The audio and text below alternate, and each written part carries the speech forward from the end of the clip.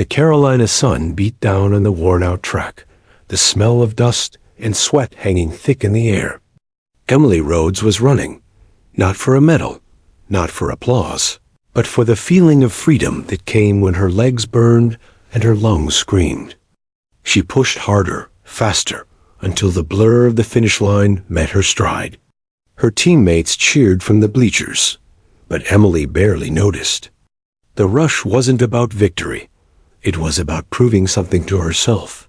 Her coach used to say, "You've got that fire, Rhodes." But fire needs direction. That direction found her on a September morning in 2001. She was sitting in her dorm room, books scattered, the television flickering in the corner. When the second plane struck, the room fell silent except for the echo of news anchors stumbling over their words. Emily stared, heart pounding. Something shifted inside her, something primal, urgent, unexplainable.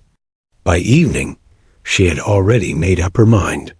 While others held vigils and prayed, Emily drove to the nearest military recruitment center. The sergeant behind the desk, a grizzled man with a mustache and tired eyes, looked her up and down. "You sure about this, miss?" "Army life's not what you see in the movies." "Unsure," she replied, her voice calm but fierce. "I want to serve." He raised an eyebrow. "Combat roles ain't open for women, you know." She smiled faintly. "Then I'll start where I can and go as far as I have to." It took 3 months of paperwork, medical exams, and training prep before she found herself standing on the bus that would take her to basic training in Fort Benning, Georgia. The atmosphere was thick with nerves. Some recruits cracked jokes. Others sat stiffly, eyes wide. Emily sat silently, gripping her duffel bag, feeling the gravity of what she was stepping into. The first day was chaos. Shouts, whistles, boots slamming against pavement. Drill sergeants barking orders like thunder. Emily was thrown into a world of precision and pain. Push-ups in the rain, 5 a.m. runs, mud, sweat, and exhaustion. Some of the men smirked when they saw her. "Didn't know they were letting cheerleaders in," one muttered. By the end of the week, no one was laughing. Emily outpaced them on every run. She shot straighter, climbed faster, endured longer. When others broke under the weight of rucksacks and heat, she kept her head down and moved forward. Her body ached every night, but she refused to quit. During one particularly brutal obstacle course, she fell hard, knees bloodied, palms torn. A drill sergeant towered over her, barking, "Get up, Rhodes. You think the enemy's gonna wait for you to cry?" She looked up, eyes blazing. "No, Sergeant," she said through gritted teeth, "but I'll make sure they regret not finishing the job." He blinked, then nodded once. "Good answer. Get moving." That night, lying on her bunk, she listened to the soft hum of exhausted recruits sleeping. Her muscles trembled, her mind raced. She thought about home, her mother's tearful goodbye, her father's proud silence. She thought about the smoke rising from the towers, about the faces of those who never came home. Every image hardened her resolve. By the end of basic training, Emily was no longer the same woman. The soft edges of youth had burned away, replaced by something sharper, stronger. She had learned to march until her feet blistered, shoot with precision, and think clearly under pressure. She wasn't just a soldier now. She was becoming something more. When the time came to select her path, Emily stunned her commanding officer. "You're applying for Special Forces assessment?" he asked, barely believing his eyes. "Yes, sir," she said. He frowned. "You understand what that means? It's the toughest program in the military. Less than 5% make it through, and there's no guarantee they'll even let you in." She met his gaze evenly. "I've never been interested in guarantees." There was something about the way she said it, calm, unshaken, that silenced the room. The next few months were a blur of preparation. Emily woke before dawn every day, running miles with a weighted pack, training in hand-to-hand combat, studying maps, tactics, and survival guides. Every bruise, every cut, every setback fueled her. Her mother's voice echoed in her memory. "Emily, you don't have to prove anything to anyone." But Emily knew she did, not to others, but to herself. When she finally received her acceptance into the Special Forces Assessment and Selection (SFAS) program, the letter felt heavier than paper. It was a challenge, a call to arms. On the first day of SFAS, she stood among 150 men. Not a single other woman in sight.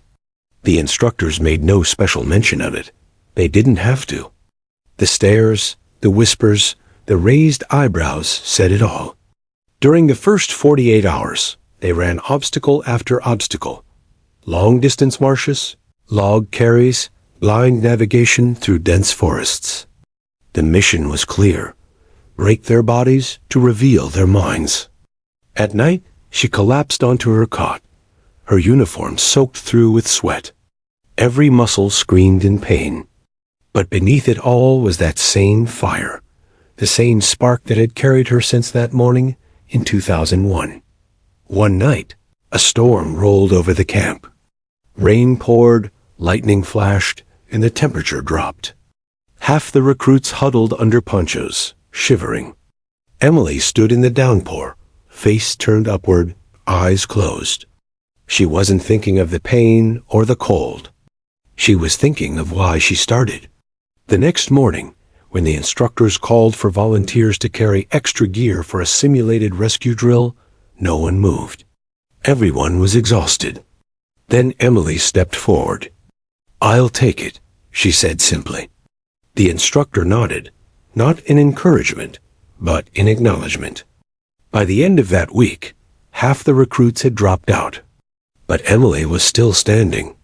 On the final night of assessment, she sat by a dying campfire, boots caked in mud, body trembling from exhaustion. Across the flames, one of her teammates, a quiet sergeant named Cruz, looked at her and said, "You know, I didn't think you'd last." She smiled faintly. "Neither did I," she admitted. Cruz chuckled. "You proved us wrong." Emily shook her head. "No, I just proved what we're all capable of, if we stop listening to what others say we can't do." Silence settled between them, broken only by the crackling fire and distant thunder.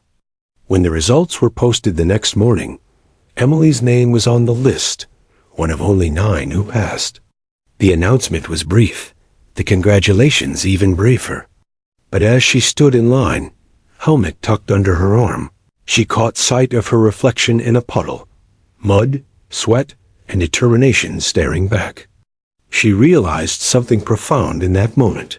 She hadn't just joined the fight for her country. She had fought for a place in a world that said she didn't belong. And she had won. That night, as she lay in her bunk under the hum of distant generators, she whispered to herself, "This is just the beginning." Outside, lightning split the sky, illuminating the vast expanse of Fort Bragg. Somewhere in the distance, a helicopter thundered overhead, a sound that would one day define her destiny. Emily closed her eyes and smiled. She didn't know where the path would lead, but she was ready for it, ready to leap, ready to fight, ready to prove what special forces were truly made of. The morning fog hung thick over the base as Emily adjusted the straps of her rucksack.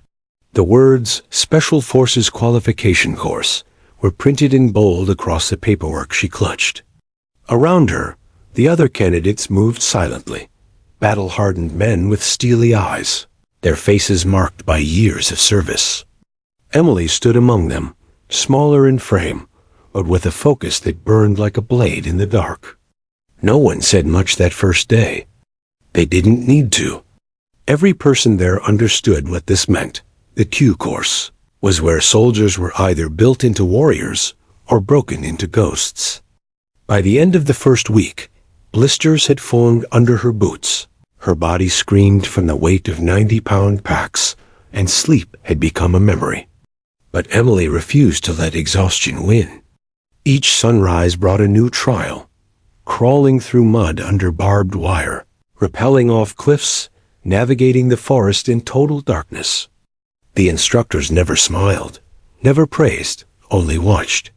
One night, after a brutal march, Sergeant Cruz, the same quiet man she'd met during assessment, limped beside her. "Rhodes," he grunted, "how the hell do you keep going?" Emily didn't look up. "Because if I stop, I'll start thinking. And if I start thinking, I'll stop moving." He laughed weakly. Fair enough. By the end of the second month, 40% of their class was gone. Quit. Injured. Broken. The cadre called it natural selection. But for Emily, it wasn't about survival anymore. It was about proving that no one, no system, no stereotype could define her limits. The next phase was SEER: survival, evasion, resistance, and escape. 3 weeks designed to push soldiers beyond sanity. The instructors dropped them in a forest at dusk, miles from civilization, with nothing but a knife and a map. "Survive until extraction," they said coldly. The first nights were quiet, save for the sound of branches snapping and distant howls. Emily rationed her food, built a crude shelter, and drank rainwater caught in leaves. When the mock enemy patrols came hunting, she moved like a shadow, crawling through mud to stay unseen. But survival wasn't the hardest part. It was the capture phase. When she and 2 others were caught during a mock ambush, they were hooded, tied, and interrogated for hours under simulated captivity. The guards screamed, deprived them of sleep, and fed them misinformation to break their minds. Emily bit her tongue until it bled, refusing to give them the satisfaction of weakness. At one point, the interrogator slammed his hand on the table. "You think you're tough because you're the only woman here? You think the battlefield cares?" Through clenched teeth, Emily whispered, "No, but I do." He stared at her for a long moment, then simply walked out. When they were finally released, bruised and exhausted, she collapsed under a tree and laughed through her tears. Cruz sat beside her, shaking his head. "You're insane, Rhodes." "Maybe," she said, smiling faintly. "But I'm still here." Weeks turned into months. They learned advanced tactics, demolitions, close quarters combat, infiltration, and intelligence gathering. Emily absorbed every lesson like oxygen. She became an expert at adapting under pressure, whether it was parachuting into dense forest or coordinating ambush strategies under simulated fire. During a live fire exercise, one of her teammates froze mid-assault. Gunfire echoed around them, and panic rippled through the line. Emily didn't hesitate. She sprinted through the chaos, grabbed his vest, and shouted, "Eyes on me. You're fine, move." Her voice cut through the noise, like steel. He snapped back into motion, following her lead. When the drill ended, the instructor pulled her aside. "Rhodes," he said gruffly, "you just saved that man from a dishonorable discharge. Leadership isn't barking orders. It's keeping people together when the world's falling apart." Emily nodded. "Yes, Sergeant." He studied her for a long moment. "Keep doing what you're doing. The team needs soldiers like you." It was the closest thing to praise she'd ever hear from him. As the course neared its end, a final test awaited. Robin's Age, the ultimate simulation of guerrilla warfare. Each team was dropped into an isolated rural area to train local resistance fighters against a fictional occupying force. It tested everything: strategy, adaptability, endurance, and trust. For weeks, they lived among civilians, gathered intel, and launched covert strikes. Emily coordinated communication between villages, planned ambush routes, and mediated disputes among the locals. Her empathy, once seen as a weakness, became her greatest weapon. When their position was compromised one night, She made the call to split the team and retreat through the river. The icy water cut like knives, but it saved them. By dawn, her unit had reassembled, shivering and exhausted, but alive. "Nice call, Captain," Cruz muttered, teeth chattering. "Not a captain yet," she replied, wringing out her sleeves. He grinned. "You will be." The final evaluation came on a cold morning. The candidates stood in formation, mud-streaked and hollow-eyed. The instructors moved down the line, calling out names. Each one felt like a verdict.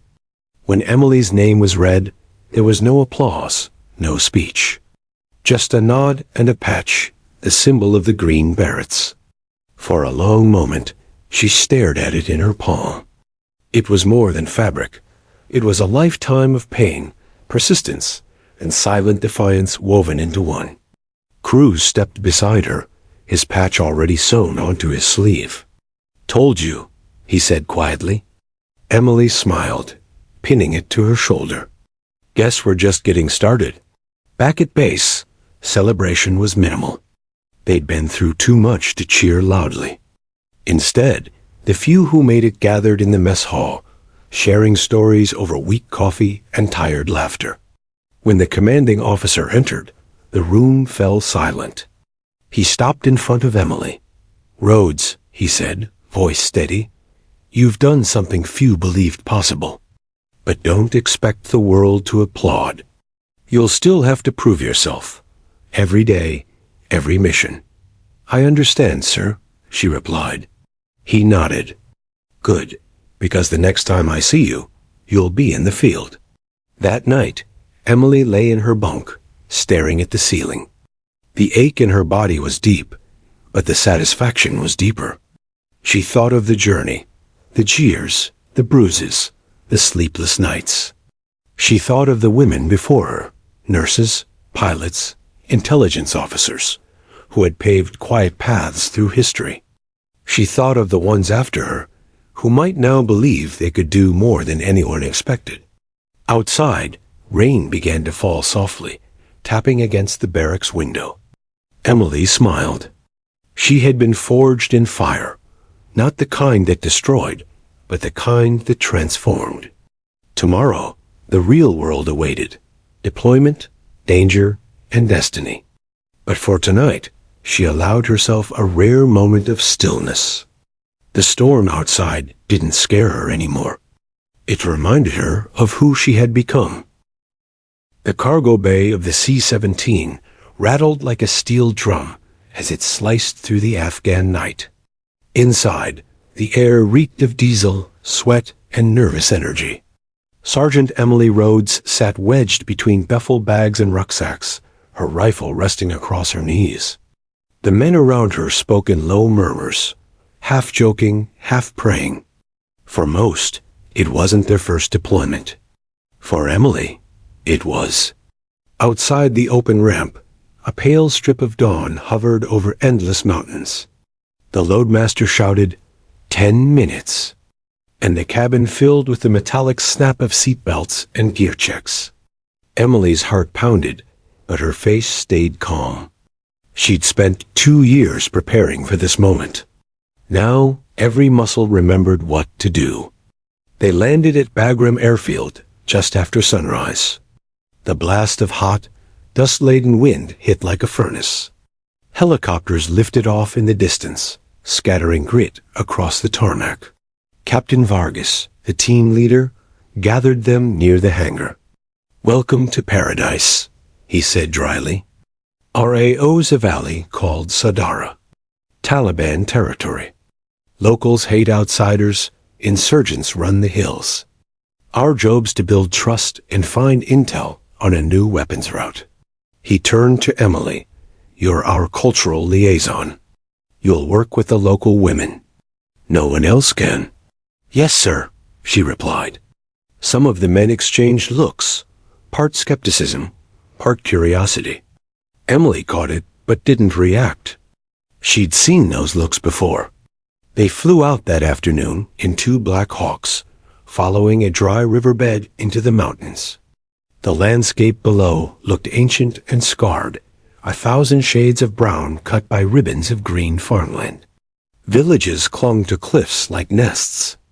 As they descended, gunfire crackled in the distance, a welcome the pilots ignored. The rotors whipped up clouds of dust as the soldiers jumped out, crouching low. Emily's boots hit Afghan soil for the first time.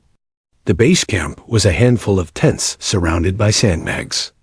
Inside the command tent, maps covered every surface. Intel photos showed dirt roads, caves, and a single red X marking their target, a suspected insurgent compound hidden behind a cluster of pomegranate orchards. But first came the hearts and minds work. The next morning, Emily joined a small patrol to the nearby village of Maracalais. Children ran alongside the convoy, shouting and laughing, chasing the vehicles for candy and attention. The adults watched in silence, suspicion in their eyes. At the edge of the village, the patrol halted. A local elder approached, beard white as snow, flanked by men with wary expressions. Captain Vargas greeted him through the interpreter, offering supplies and medical aid. When the elder noticed Emily, his brow furrowed. He murmured something in Pashto. The interpreter hesitated. "He says, 'You bring a woman to war?'" Emily stepped forward before Vargas could reply. She removed her helmet, bowed slightly, and said in careful Pashto, "I come to listen, not to fight you." A long pause. Then the elder's eyes softened. He nodded. That simple moment changed everything. Within hours, word spread through the village that an American woman soldier had come. The next day, a line of Afghan women waited quietly outside the medical tent. Emily sat with them for hours, tending to cuts, sharing water, trading smiles. Through small talk and patience, she built something intelligent satellites never could: trust. One woman, her hands shaking, finally whispered, "Men in the hills." "Many guns. They come at night." Emily's pulse quickened. "Where?" The woman pointed toward the mountains, drawing a rough shape in the dirt, a walled compound hidden among rocks. It was the break they needed. That night, Emily presented the intel to Captain Vargas. He leaned over the map. "You're sure about this?" "She's scared," Emily said, "but she's telling the truth." She described trucks, crates, guards, everything fits. Vargas exhaled slowly. "All right. We'll verify and plan a strike." Emily didn't realize it then, but her information would shape their first major operation and her first real fight. 2 days later, the mission began at dusk. The sun bled red over the ridgeline as the team loaded onto helicopters. The plan was to insert 3 clicks south of the compound, move in under darkness, and capture the insurgent leader alive. Emily sat beside Cruz, tightening her chin strap. He grinned. "First dance in the sandbox, huh?" "Let's make it a short one," she replied. The pilot's voice cut through the headset. 2 minutes out. The world outside exploded in noise, rotor thunder, wind, the metallic taste of adrenaline. The helicopters skimmed low across the valley, then flared for landing. Dust blinded them as they jumped. The second the skids touched down, automatic fire erupted from the ridgeline. "Contact right," someone shouted. Bullets hissed through the dust cloud. Emily dropped to her knees, scanning the hillside. Muzzle flashes flickered like fireflies. She squeezed off 3 rounds, then another. The return fire faltered. "Everyone alive?" Vargas barked. "Minor hit on Bravo 2. We're good." Cruz yelled back. The team regrouped behind a rock outcrop. Vargas cursed under his breath. They knew we were coming. "We're going on foot." They moved through the valley in staggered formation, boots crunching over gravel, breath ragged. The moon hung thin and white above them. Twice they froze as distant voices echoed through the night. When they reached the orchard, Emily's throat was dry.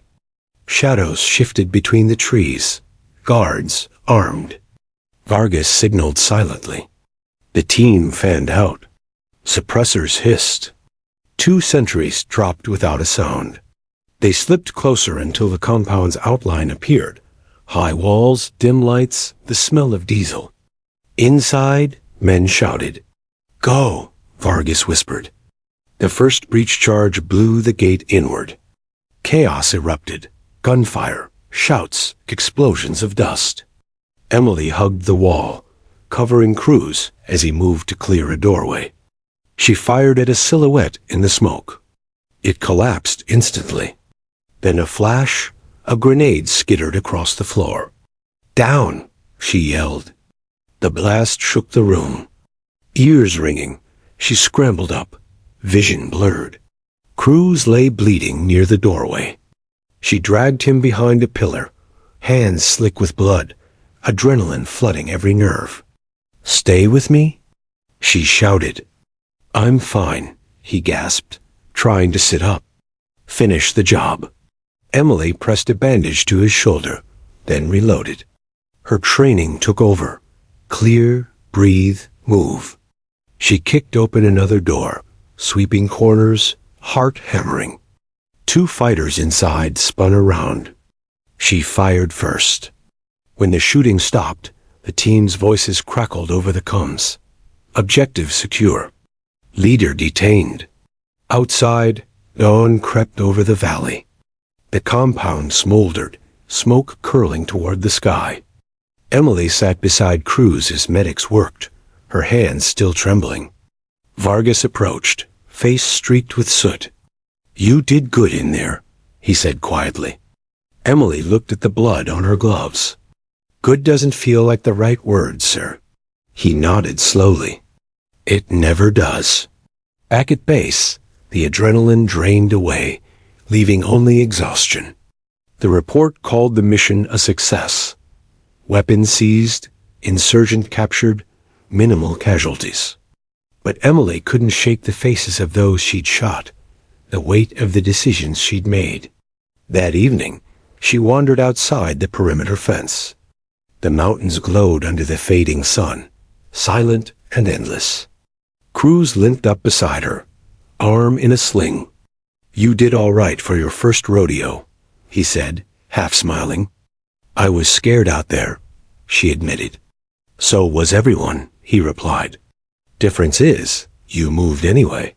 They stood there for a long time, listening to the wind move through the valley. Later that night, she wrote in her field notebook, a habit she'd started during training. "First mission complete.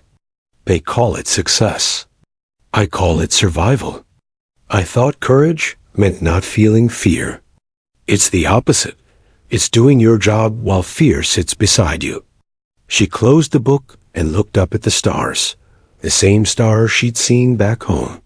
For the first time since arriving, she smiled. Tomorrow would bring another patrol, another risk, another decision. But tonight, she'd earned her place. In the heart of enemy territory, under a foreign sky, Emily Rhodes, once the girl from North Carolina, had become exactly what she trained to be, a soldier forged in courage and shaped by fire. The night was thick with fog when the helicopter lifted off. Its rotors chopped through the heavy air, scattering fine dust across the landing pad. Sergeant Emily Rhodes sat near the door, rifle across her lap, night vision goggles reflecting green light. This wasn't a routine mission. It was Operation Iron Falcon, a deep strike insertion to capture a high-value target rumored to be planning coordinated attacks across the province. Intelligence placed him inside a fortified compound carved into the cliffs of Shah Dara Valley, 20 miles beyond safe lines. Emily's team, 10 operators, 1 pilot, 1 co-pilot, was flying in under radio silence. The valley below was pitch black, no lights, no movement, just the endless sprawl of jagged stone. Captain Vargas sat opposite her, his face unreadable under his headset. "Rhodes," he said, his voice crackling through the comms, We're ghosts tonight. We go in fast, we come out faster. Copy? Copy that, sir, she replied. Beside her, Cruz smirked faintly, still nursing a healing shoulder from the last mission. Just another quiet ride, huh?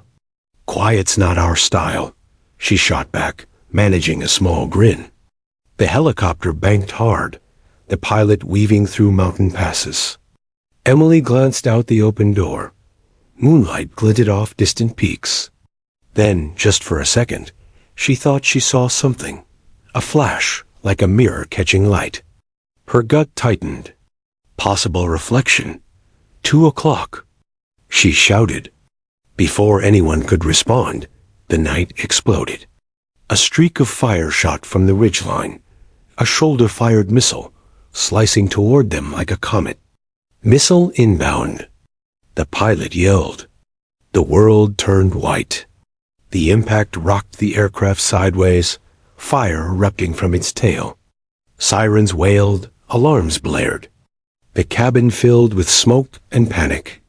Brace, brace, brace. Emily grabbed the seat frame, teeth gritted, as gravity vanished. The helicopter spun out of control, the mountains blurring into a vortex of darkness and sparks.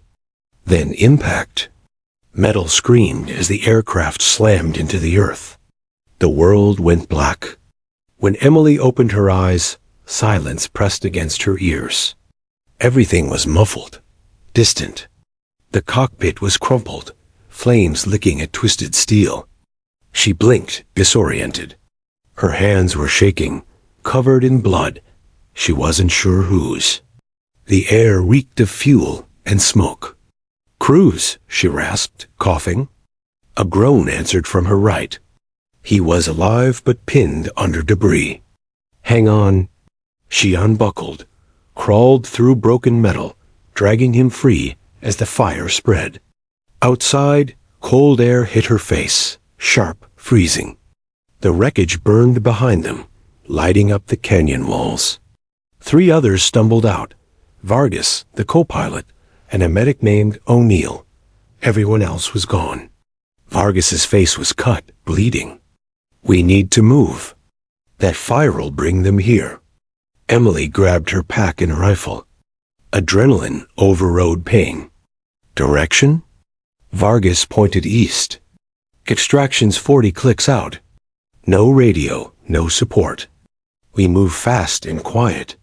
They disappeared into the shadows as gunfire echoed in the distance.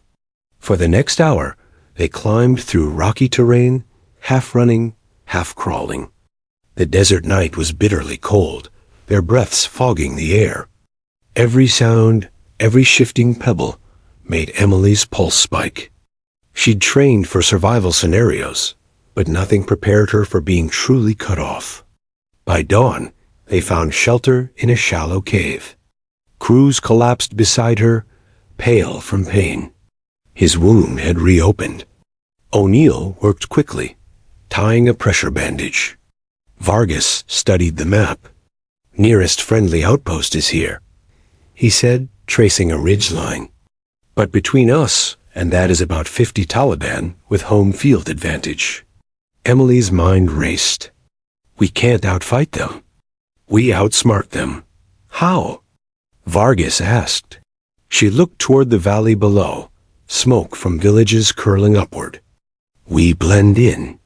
By midday, they'd scavenged local shawls and head coverings from the wreckage supplies, part of their contingency disguises.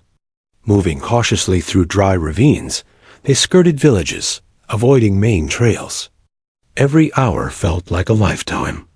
Once, they had to hide behind rocks as a convoy of armed trucks rolled past, fighters laughing and shouting in Pashto. One carried an American rifle, likely looted from another fallen patrol. As the dust settled, Cruz muttered, "They're hunting us." Emily nodded grimly. "Then let's make sure they don't find what they're looking for." That night, they reached a cluster of ruins near a riverbed. The sound of running water masked their movement. While Vargas and O'Neill checked the perimeter, Emily scouted ahead with Cruz. The moonlight glinted off something metallic, A radio antenna sticking out of a half-collapsed building. Could be our ticket home, Cruz whispered. Inside, the walls were scarred with bullet holes. But the radio still hummed faintly. A miracle. Emily adjusted the dials, static filling her headset. Mayday, this is Falcon Team Bravo. We're down behind enemy lines. Request extraction, grid coordinates. No response. She tried again. Nothing. Then a faint crackle. ... Copy. Signal weak. Identify. Emily nearly cried with relief. This is Sergeant Rhodes, Special Forces. We have wounded. Request immediate evac. Copy, Rhodes.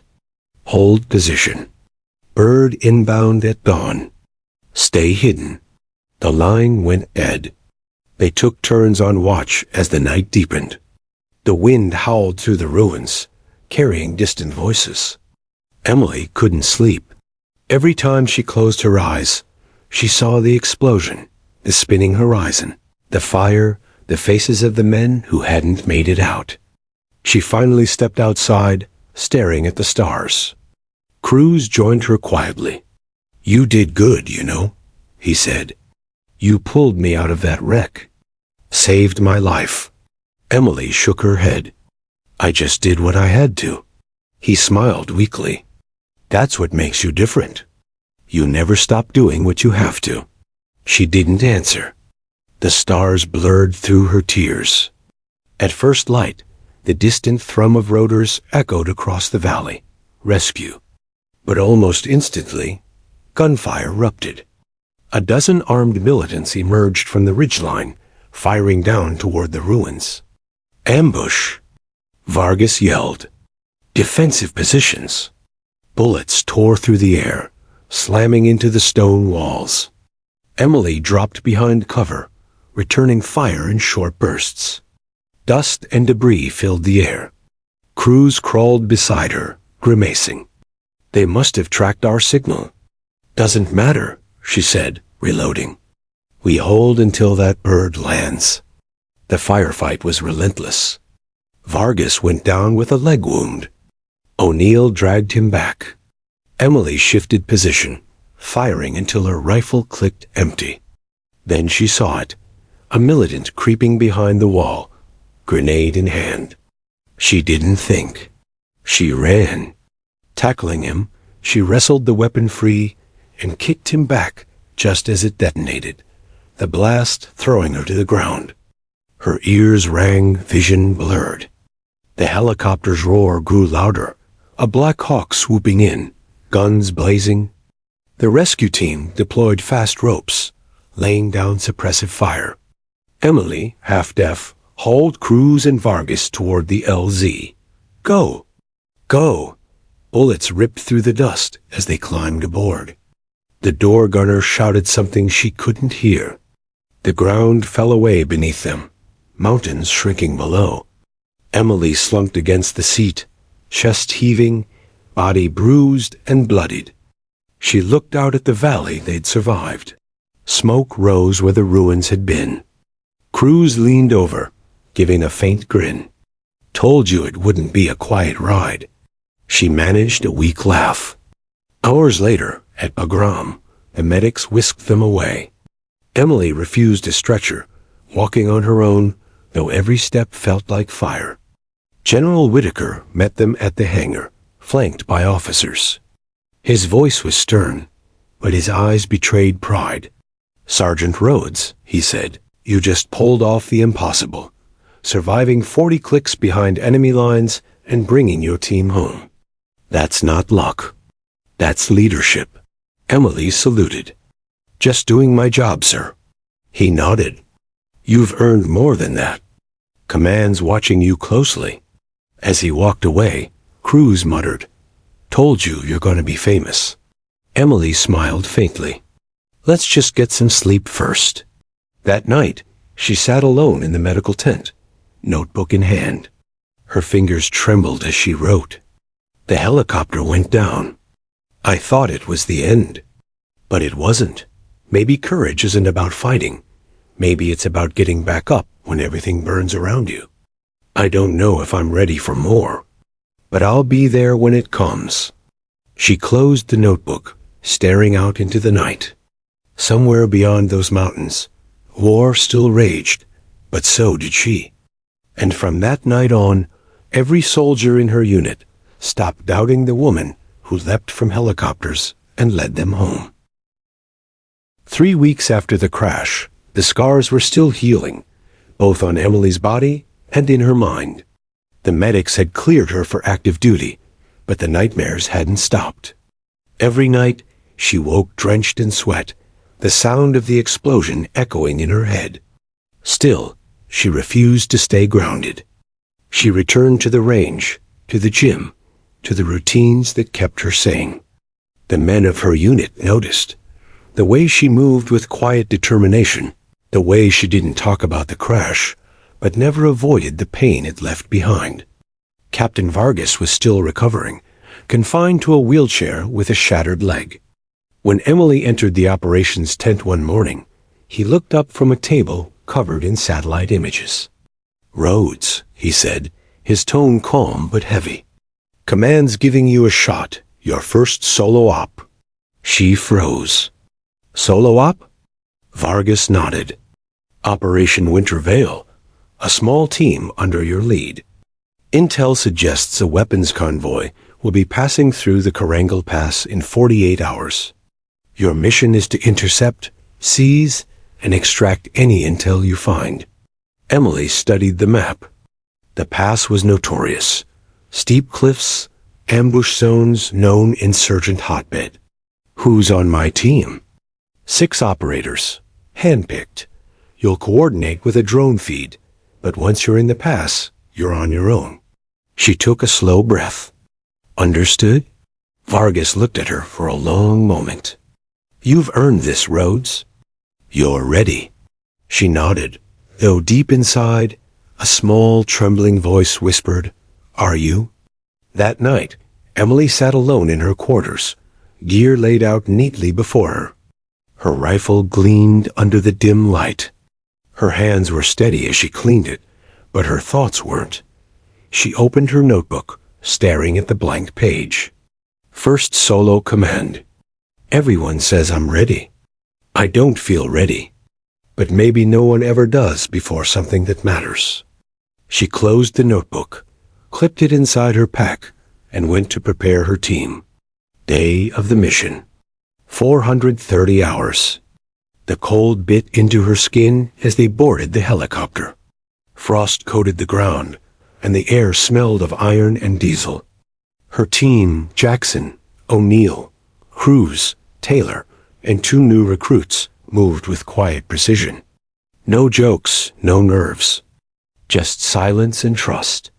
Cruz leaned toward her as they lifted off. "Feels good to be back out there, huh, boss?" Emily smiled faintly. "Don't call me boss, Cruz." He grinned. "Then stop acting like one."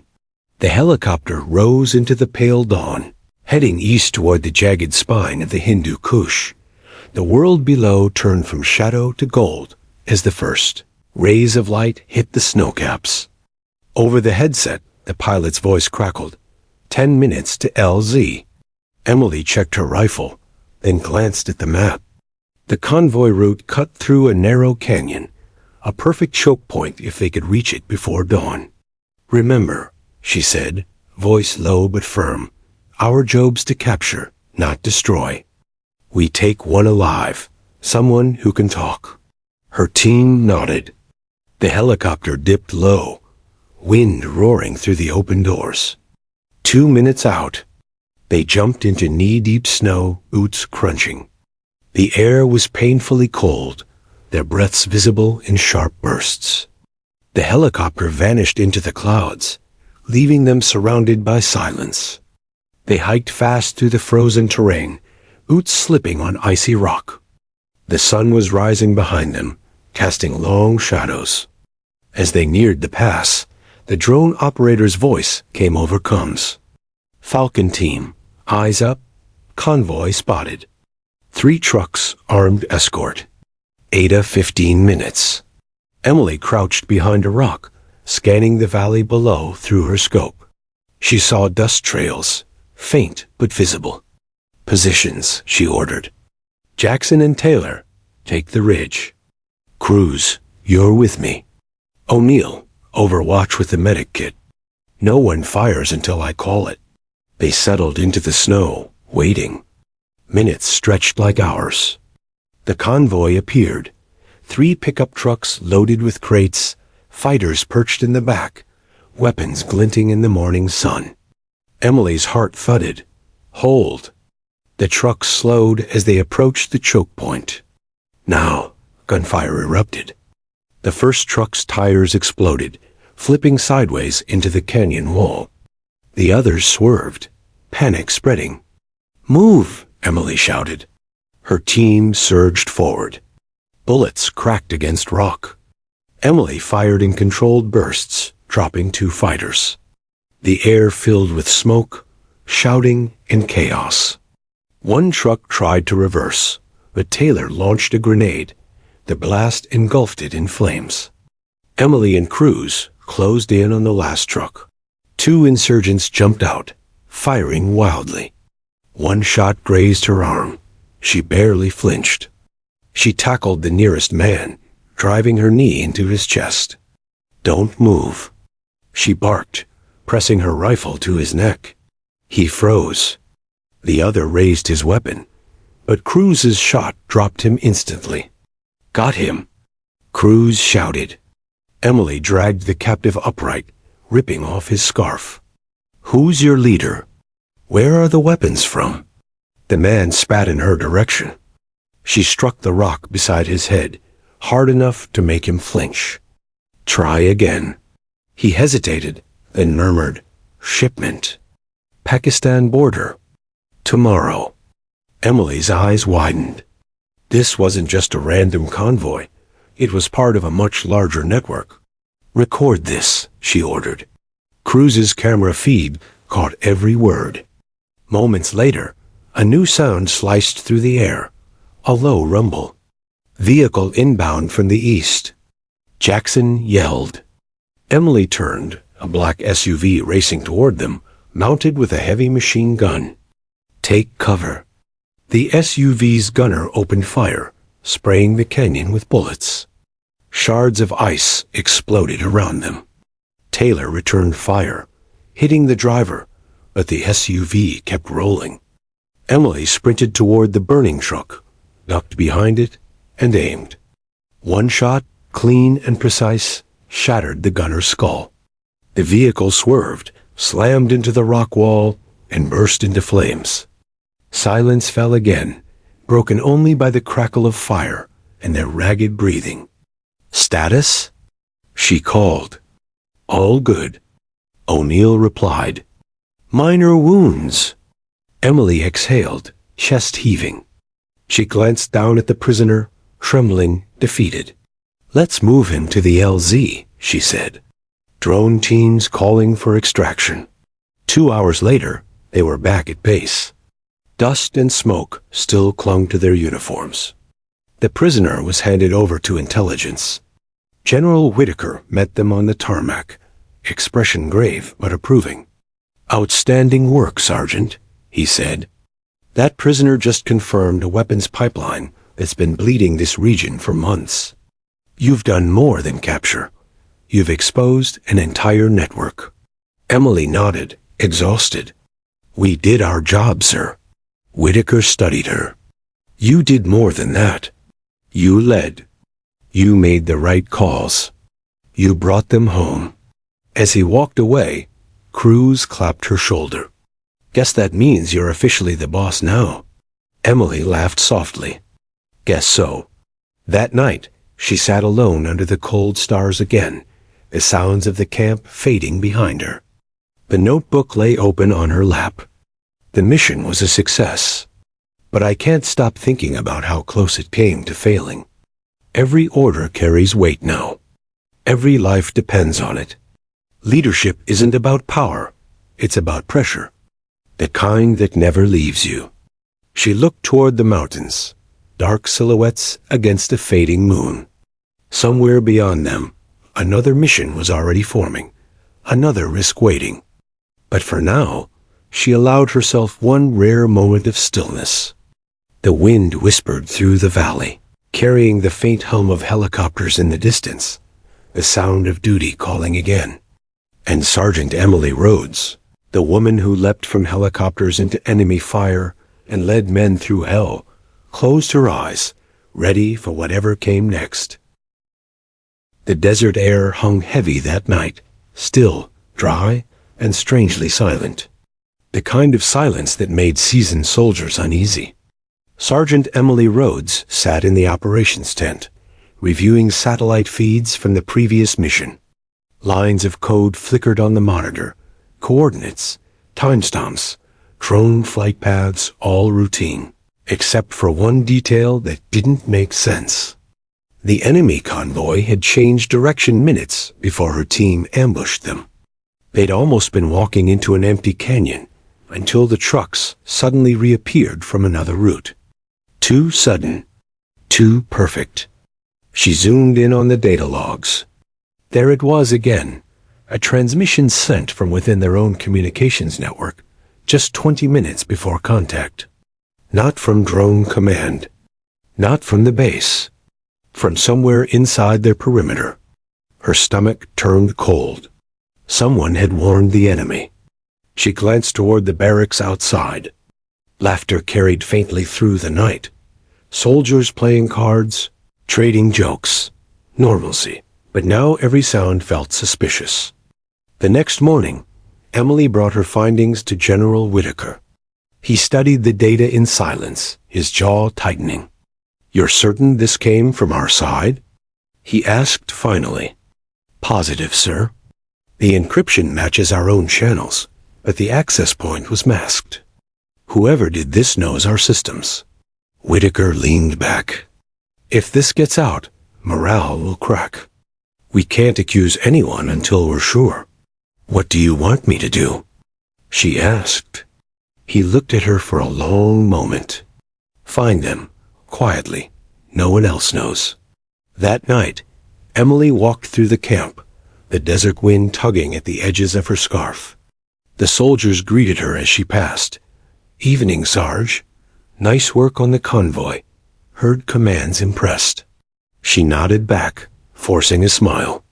But inside, her mind was racing. Who could it be? Cruz? No, he'd saved her life twice. O'Neill? Too loyal. Jackson? New to the unit, but dependable. Maybe the comms techs. They had access. She stopped outside the radio tower, where a dim red light blinked. Inside, a young corporal sat hunched over a terminal, earbuds in, typing. "Evening, Corporal," she said softly. He jumped, pulling the buds out. "Ma'am, didn't hear you come in." "Relax," she smiled faintly. "Just checking logs." He looked confused, but nodded, stepping aside. Emily scrolled through recent transmissions. Most were encrypted field reports, standard data pings. But buried near the bottom was a hidden packet, small, harmless-looking, labeled with a routine maintenance code. She clicked it open. The file contained GPS coordinates, the same as their last mission. Her pulse quickened. "Who accessed this?" she asked. The corporal frowned. I don't know. That code's used by everyone on rotation. Could have been the tech team." Emily copied the file onto her drive, her mind already forming a plan.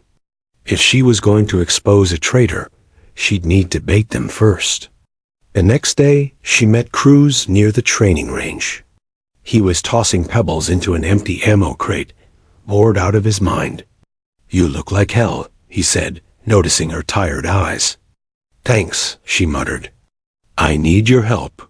He straightened. "What's going on?" "Someone's leaking our intel." His expression darkened instantly. "You sure?" "Positive. But I can't go public yet. I need to confirm who." Cruz nodded slowly.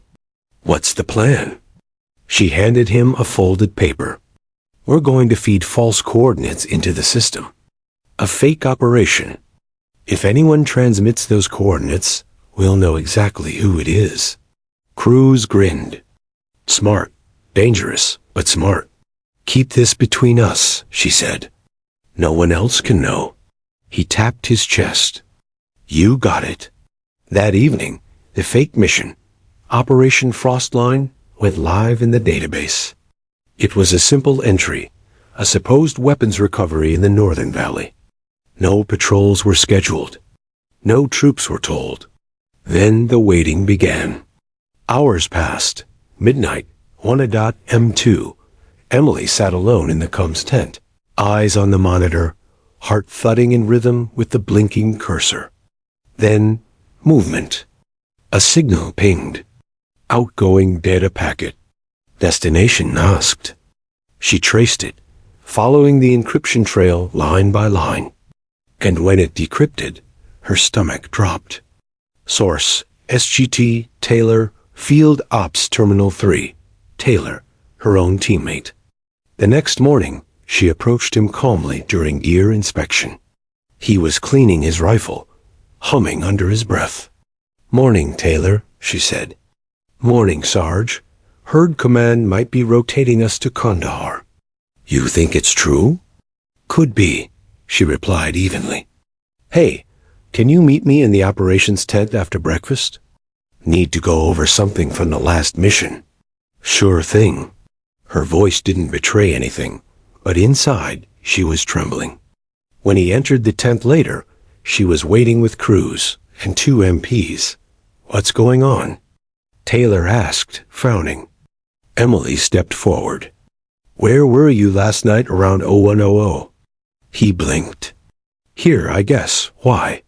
"Funny," she said. "Because your terminal sent encrypted coordinates to an off-grid receiver." Taylor froze. "That's insane." "You're accusing me?" "I'm showing you the proof," she said, holding up the drive. His expression hardened. "You don't know what you're talking about." Then his hand moved fast. Before anyone could react, he lunged for his pistol. Cruz tackled him, the weapon clattering to the floor. The MPs restrained him, forcing him down. "Take him to command," Emily ordered, voice cold. As they dragged him out, Taylor looked up at her, eyes burning. "You think you know who the enemy is, Rhodes?" he spat. "But you have no idea." Hours later, General Whitaker summoned her to his office. "Excellent work, Sergeant," he said, but his tone was grim. "Taylor's been cooperating, under pressure. He claims he wasn't working for the Taliban. Then who?" Whitaker hesitated. "He says the leak came from inside our own government. A contractor running parallel intelligence operations, selling coordinates for profit." Emily stared. "You're saying our missions were being sold?" "Not just yours," the general said. "Others too. Dozens. We're running an internal investigation, but for now, this stays classified." She clenched her fists. "Sir, if this continues, more soldiers will die." He nodded. "Which is why I'm assigning you to a special task force under direct orders from Washington. You'll find whoever's behind this." Her heart pounded. "Alone?" "You'll have support, but you'll lead the ground side. You've earned our trust. Now prove we're right to give it." That night, Emily sat outside the barracks, staring into the endless desert. The stars were cold and sharp, like shards of broken glass.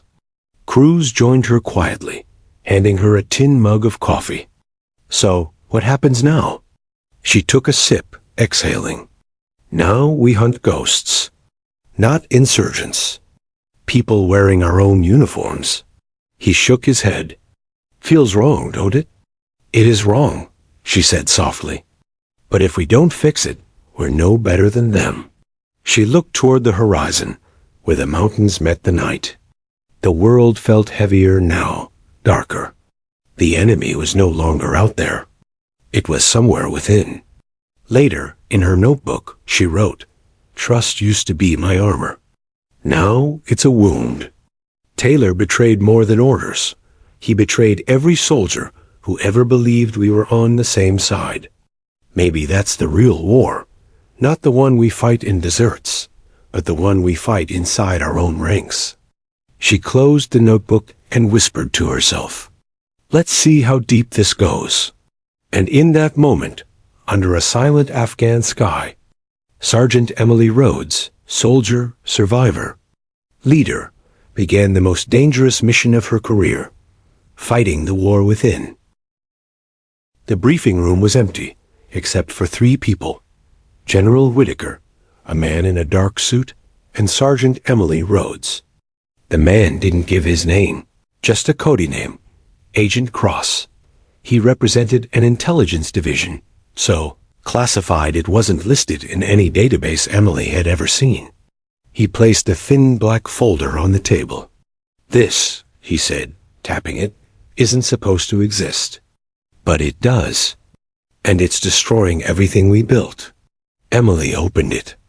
Inside were photos, grainy satellite shots of compounds in Syria, encrypted email headers, bank transfers between shadow accounts, and one chilling image, a U.S. supply convoy ambushed with precision.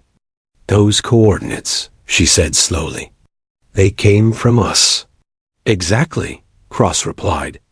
"A rogue network of intelligence brokers is selling American troop positions, weapons routes, and strike plans to the highest bidder. They call themselves the Horizon Group." Emily frowned. "Private contractors?" "Not just private," Cross said. "Some used to be ours, ex-NSA, ex-CIA, ex-SOCOM. They know how we operate, how we encrypt, how we hide. They're ghosts with government training." Whitaker leaned forward. "We've traced activity to a facility in Eastern Europe, codename Vega Point.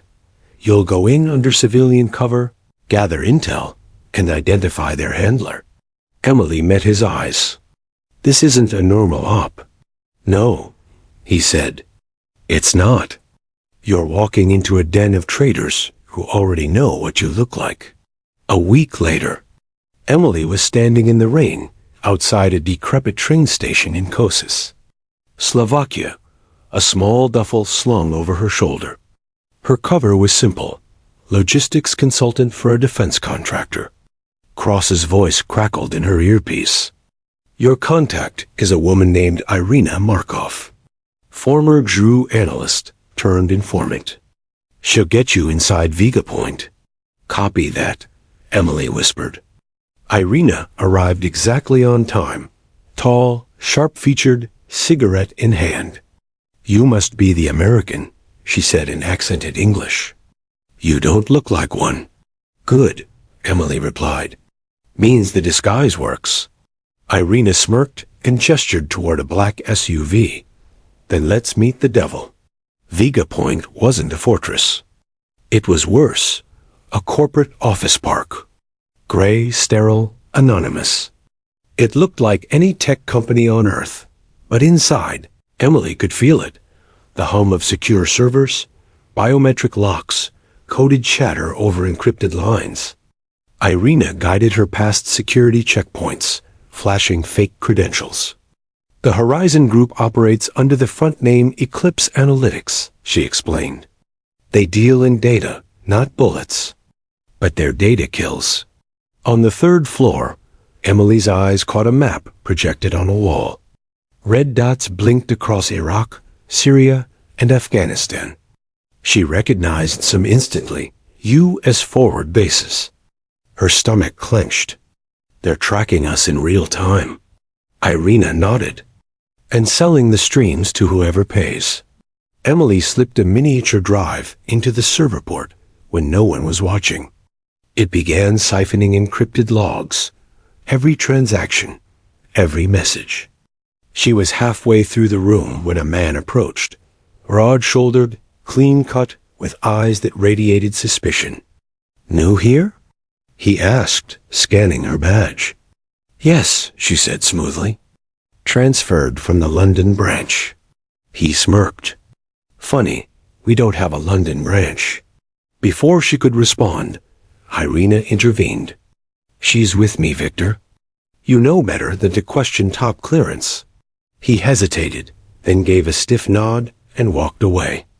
When he was gone, Irina whispered, "That's Victor Danev, head of security. He kills first, verifies later. Don't cross him." That night, Emily sat in a dim hotel room, uploading the stolen data to Cross's satellite uplink. The download took minutes. Decoding it took hours. Finally, she saw it, a list of buyers, names, locations, bank trails. And one name made her blood freeze. Call Raymond Hensley, U.S. Central Command. Her mentor, her old commanding officer. She stared at the screen, her pulse pounding. No, that can't be right. Cross's voice came through the secure line. "What did you find?" She hesitated. "Someone high up. Someone we both trusted." "Send it," Cross said sharply. "We'll verify." But before she could transmit, her laptop blinked. Connection lost. Then a message appeared across the screen. "We see you." The hotel lights flickered. Emily's instincts kicked in. She grabbed her bag, slipped out the back exit, just as black SUVs pulled into the alley. Men in tactical gear jumped out, weapons raised. She sprinted through the narrow streets, rain pounding her face, Irina's car headlights cutting through the dark. "Get in!" Irina shouted. Emily dove in as bullets shattered the rear window. Who the hell were they? She shouted. Irina slammed the accelerator. "You tell me. You're the one who poked the bear." They drove through the night until they reached a safe house near the Hungarian border, an abandoned farmhouse with steel shutters and backup generators. Inside, Emily replayed the encrypted files, isolating one conversation marked Priority H. A voice she knew too well came through the static. "Target confirmed. Send coordinates to Vega Point. Payment cleared through Horizon." It was Hensley. Her chest tightened. He'd been her commanding officer in Iraq, the man who'd recommended her for special forces, who'd told her she had what it took. And now, he was selling out soldiers for money. Irina watched her silently. "You knew him." "Yes," Emily whispered. "He trained me. Then you know what to do." 2 nights later, Cross ordered her extraction. "We'll handle Hensley," he said.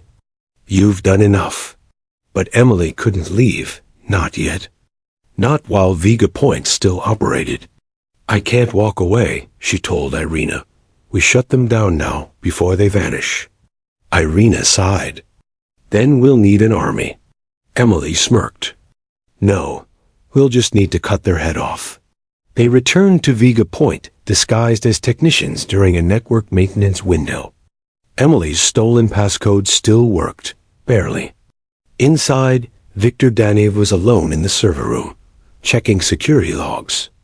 Emily aimed her silenced pistol. "Hands where I can see them." He turned slowly, smirking. "So the American ghost returns." "You sold out your country," she said. "I sold to survive," he replied. "The world isn't made of flags, Sergeant. It's made of money." He reached for a concealed weapon. Emily fired once, a clean shot to the shoulder.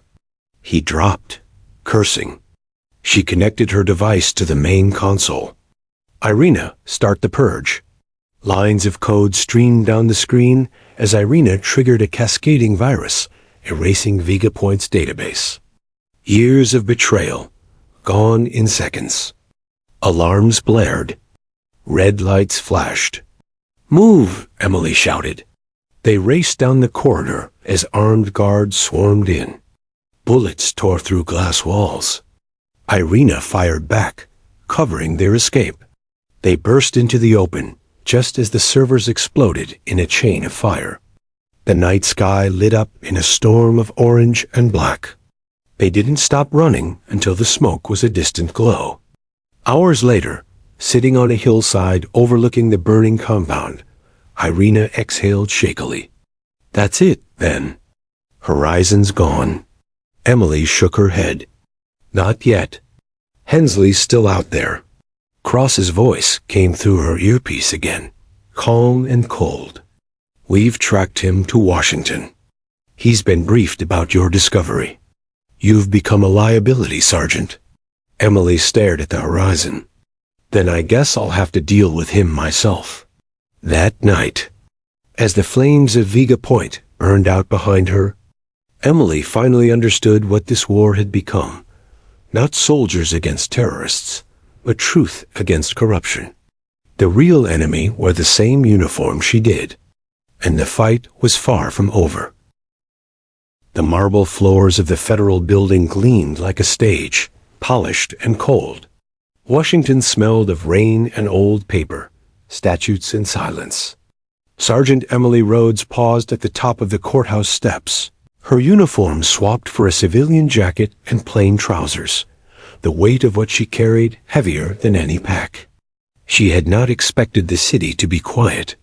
She had expected it to be loud with consequence. Instead, it hummed with the everyday noise of commuters and umbrellas, a normalcy that felt obscene after months of lies and blood. Agent Cross met her at the entrance with a guarded nod. "You ready?" he asked. Emily inhaled slowly. "I've been ready for this since I saw his face on the screen." Inside, the room was small and windowless, a secure hearing room, not a courtroom. Cameras from internal divisions recorded every second. General Whitaker sat to one side, expression neutral but exhausted. Opposite him, Colonel Raymond Hensley entered with the easy arrogance of a man who'd never been truly threatened. He'd worn medals and smiles through years of mentorships, and now looked every bit the man who had accustomed soldiers to following orders without asking where they led. Hensley's eyes landed on Emily, and for a flicker of a heartbeat, something like recognition, or perhaps guilt, crossed his face. He nodded with the brittle civility of a man who had rehearsed this moment in a dozen different lights. "Sergeant Rhodes," he said smoothly, "I know you. I recommended you for advancement. Is this necessary?" Emily felt the room narrow to the space between them. "It's necessary, Colonel. For everyone who trusted you. For the men who died in convoys because you sold their positions." Whispers rippled like a wind through the room. Pens scratched. Cross flipped through a file thicker than Emily's field notebook. Bank transfers, covert emails. Phone records linking Hensley to the Horizon Group and to Vega Point. Irina's data. Victor's server logs. Taylor's coerced confession. Everything had been duplicated, verified, and ironed into a blade of truth. Hensley's jaw tightened. "You have circumstantial evidence. You have no proof I ordered those transmissions." Cross slid a folder across the table. Inside were the decrypted transcripts from Vega Point, timetabled with Hensley's conference calls and a single, damning signature, a phrase Hensley had used privately in his emails, a unique, idiosyncratic closing line. Hensley's face paled, the first real color draining away. Emily watched him crumble in slow motion. In the months of training in combat, she had seen men forged and men broken. This was the particular collapse of a man who had been trusted beyond measure and found wanting. She could hear, in the silence that followed, all the lives that had been quietly recalculated in a different currency. Outside the formal proceedings, the other pieces of the operation moved like a well-oiled machine. Cross coordinated with oversight committees. Irina prepped international warrants. Whitaker carved a safe path through the political landscape. Emily's role was simpler and harsher. She would stand and tell what she knew. She would not embellish. She would tell the truth. When asked to describe how she'd learned of Hensley's betrayal, Emily spoke plainly and without flourish. She recounted Vega Point, the hotel note. "We see you," the firefight, the burned servers, and the sound of Hensley's voice through the static. She did not dramatize. She did not cry. But there was steel beneath her words, the steady cadence of someone who had watched comrades die and refused to let their names dissolve into another cover-up. Hensley's followers sought to smear Emily, a rogue operative, they called her, a saboteur who endangered operations. They attempted to obscure payments, invoke national security to seal files, to bury consequences under jurisdictional obfuscation. But the ledger Cross and Irina produced was a trail of ordinary greed, traceable through banks and shell corporations. The journalists given preliminary access began publishing carefully vetted pieces. The public hung on the shock of betrayal within their own ranks. The political machine started to turn, slowly and with the inevitable squeal of gears. Congressional committees convened. Subpoenas were issued. Hensley's colleagues were questioned. Contractors were hauled in. There were arrests, quiet, then public, and resignations, measured, then urgent. For every thread the system pulled, more rot appeared. The story that had begun in a cave in Eastern Europe and in a burning server room spread into a broader reckoning. Contracts reviewed, oversight increased, payments tracked. It did not erase the dead. Emily stood at a small memorial ceremony months later on a chilly morning back at base. Names were read slowly, the cadence measured like mortar being laid. Families clustered close, hands clasped. The wind carried their grief and muttered military blessings. Emily traced the list with a flat thumb and felt the sting of loss as a physical ache.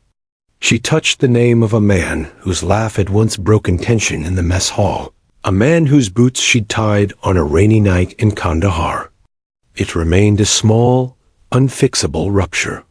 But the reckoning had also led to tangible reforms, tighter checks on intelligence contractors, new encryption protocols, and a special audit unit that Cross began overseeing. Hensley's trial exposed systemic weaknesses, and despite political hushings, led to prosecutions. The men and women responsible for selling lives for profit were stripped of clearance, pensions, and titles. It was not justice in the cinematic sense. Too many had profited for too long, but it was accountability, a ledger closed with signatures and court dates, not bullets and secrecy. Emily's decoration ceremonies that followed were private. There were no parades. Cross insisted she accept the recognition quietly, folded between briefings and declassified reports. When the medal, a symbol Emily had not sought, touched her chest, it felt heavier than the fabric suggested. It carried the weight of the dead, of the burden of truth, and of a nation's small, halting attempt to be better. But medals did not mend everything. Night still came with thunder. Some mornings she woke with the smell of diesel and the impression of shattered glass at her back. The man who had once advised her, who had taught her to square her shoulders and keep steady breath under fire, had been unmasked as part of the corruption. Relationships strained. Trust had to be rebuilt from the skeleton upward. She returned to the base not as a decorated myth, but as a soldier who had walked through both fields, the one of open fire and the one of closed rooms. She resumed training, but differently now. Her lessons were not only about marksmanship and night ops. They were about ethics in cloakrooms, about asking who benefits, and about teaching soldiers how to watch their own. Years later, the training grounds shimmered with heat as recruits fast-roped from a helicopter, the same thunderous sound she'd once felt swallowing her whole. Emily stood at the edge of the field, now an instructor with a reputation both feared and respected. Young faces lifted toward the sky. Some were eager, some unsteady. She watched them with the careful attention of someone who had seen how fragile cohesion could be when faith in leadership eroded. One recruit hesitated at the edge of the ramp, palms sweating. Emily stepped forward, voice steady but warm. "Jump," she said simply. He looked to her, then down at the open air. She could have said anything, a platitude, a pep talk, but she said the truth. Fear is part of the job. Jump anyway. He closed his eyes, let go, and the rope caught. For a heartbeat, he hung between air and ground, and then gravity carried him home. He landed, grinning foolish and fierce. Around him, the class cheered, but Emily only watched, eyes soft. Later, in her dormitory, she opened the old field notebook and ran a thumb over the page where she'd written about the crash. About the night the helicopter went down and how she'd crawled out of the ruins. She'd written then that courage might be the act of moving forward while fear sat beside you. Now the notebook contained more, the names of men who had sold secrets, the places she'd burned down to extinguish a network, and the ledger of consequences that had followed. Outside, helicopters thundered as the sky darkened, sounds of duty ongoing. Emily placed the book on the shelf, beside her medals and boxes of letters from soldiers she'd trained, saved, and inspired. She did not pretend the world had been fixed. Corruption would return in new shapes, politics would twist outcomes, and grief would not leave. But for the soldiers who would come after her, for the recruits running drills, beneath the same sun, there was a different possibility now. Institutions were stronger, oversight had teeth, and there were people willing to risk everything to pull truth into the light. Emily closed the window and listened to the distant rotors. In the quiet that followed, she spoke into the room as if confessing and as if promising, "We will keep looking. We will keep asking. We will keep the line between honor and profit razor sharp." That's the job, too. Outside, the sound of helicopters faded into the night. Inside, a woman who had once leapt into enemy lines and shown what special forces were made of, set down another book, straightened her uniform, and readied herself for the next class that would come to learn not only how to fight, but who to trust.